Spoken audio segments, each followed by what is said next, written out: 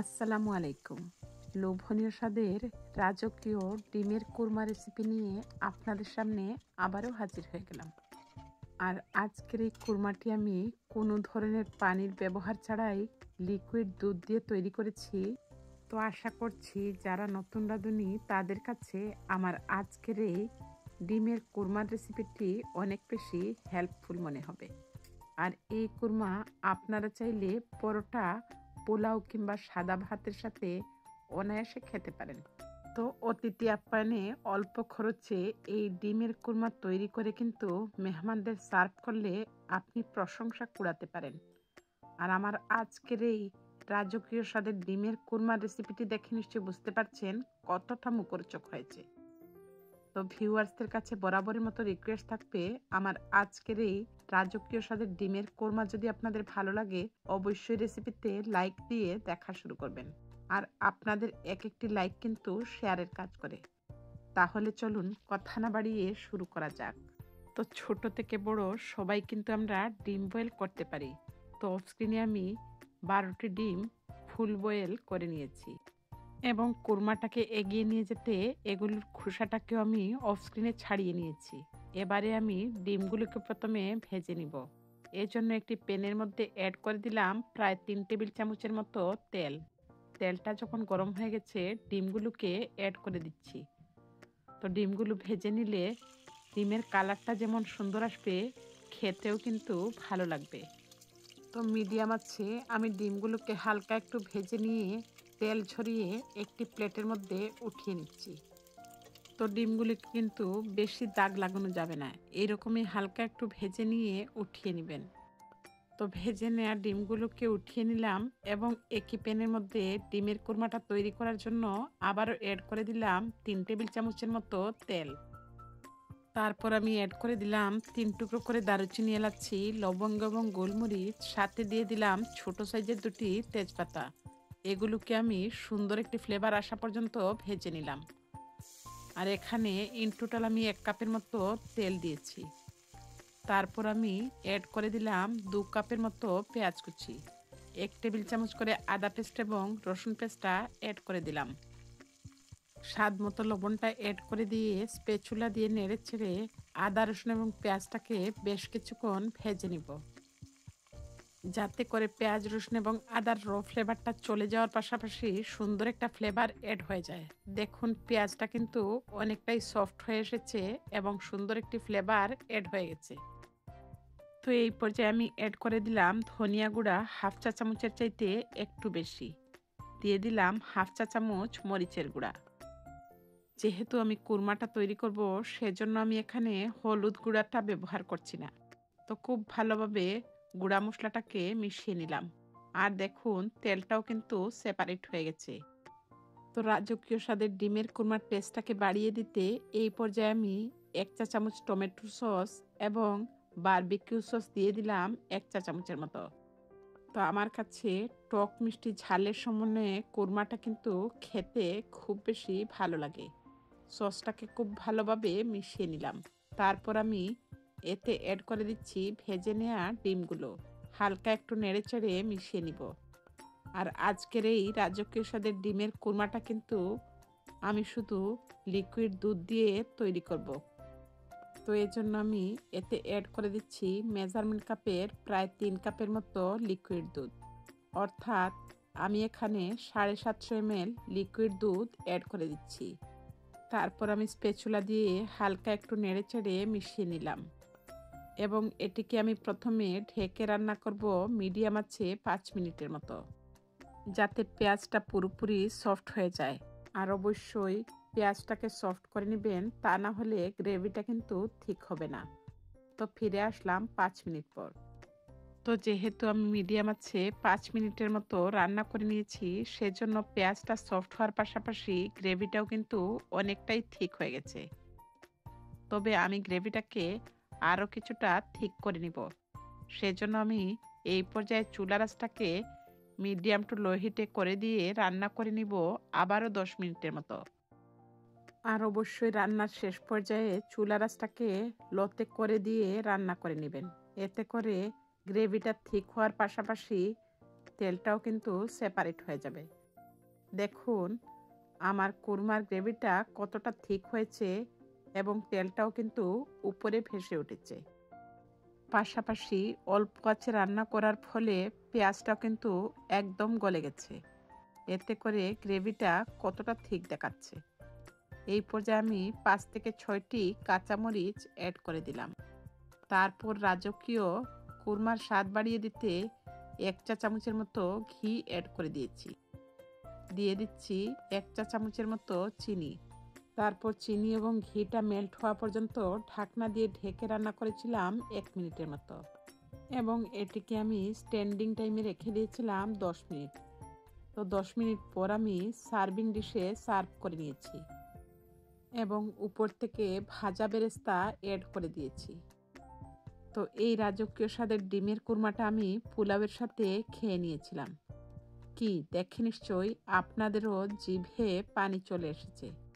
তো ভিউয়ার্সদের কাছে বরাবরের মতো রিকোয়েস্ট থাকবে, যদি রেসিপিটি ভালো লাগে আর এই চ্যানেলটি নতুন ভিজিট করে থাকেন অবশ্যই সাবস্ক্রাইব করে পাশে থাকা বেল বাটনটি বাজিয়ে দিবেন, যাতে যে কোনো রেসিপি দেওয়া মাত্র সবার আগে নোটিফিকেশন বেলটি আপনার মোবাইলে পৌঁছে যায়।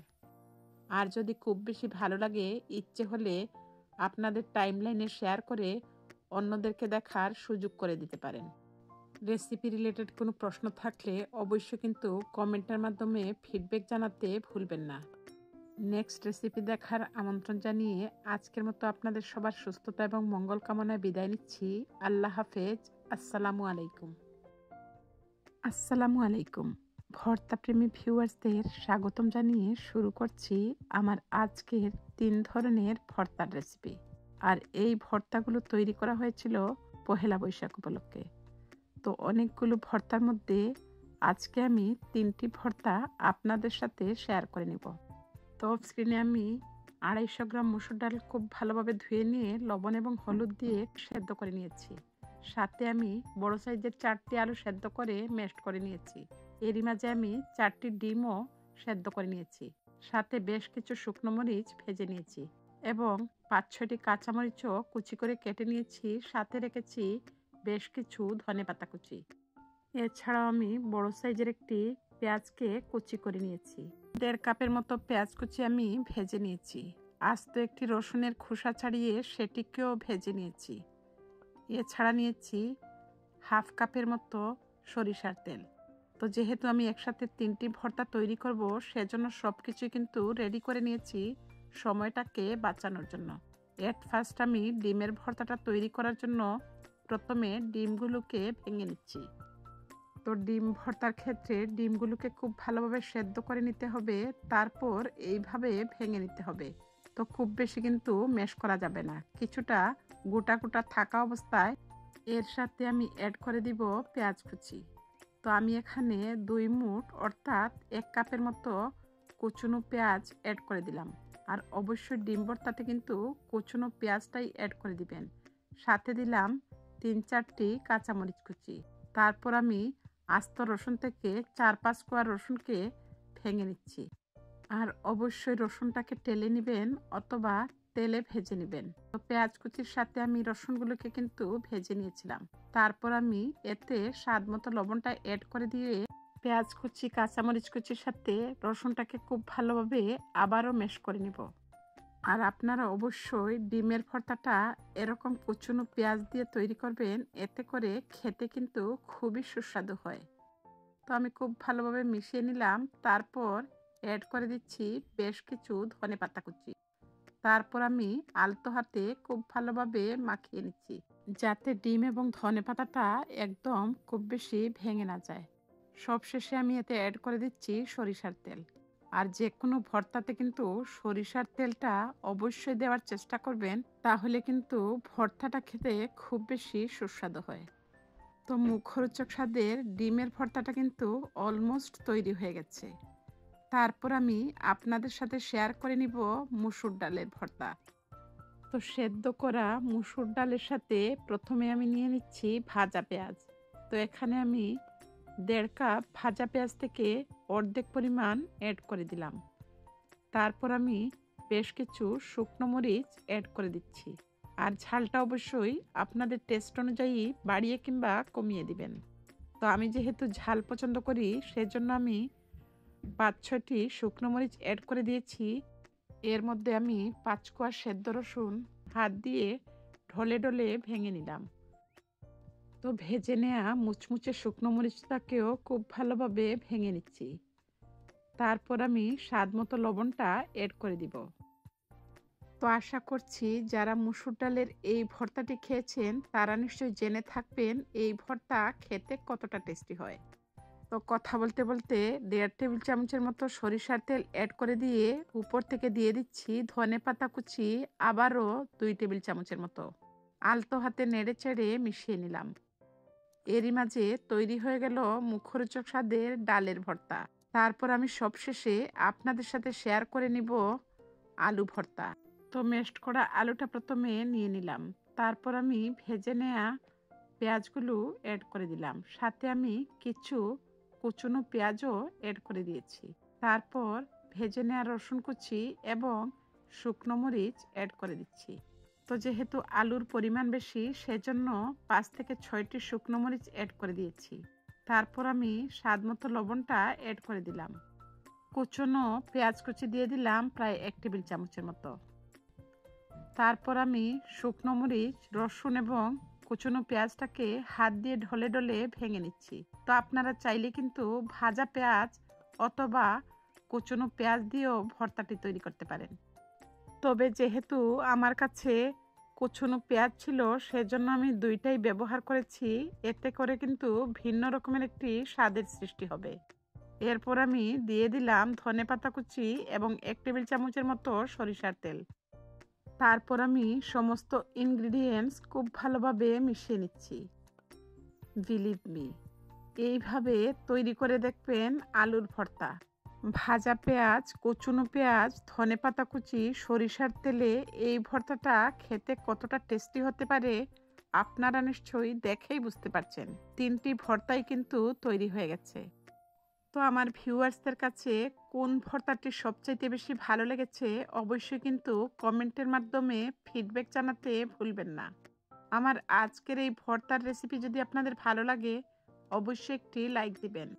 যদি চ্যানেলটি নতুন ভিজিট করে থাকেন অনুরোধ থাকবে সাবস্ক্রাইব করে পাশে থাকা বেল বাটনটি বাজিয়ে দেওয়ার, যাতে যে কোনো রেসিপি দেওয়া মাত্র নোটিফিকেশন আকারে আপনার মোবাইলে পৌঁছে যায়।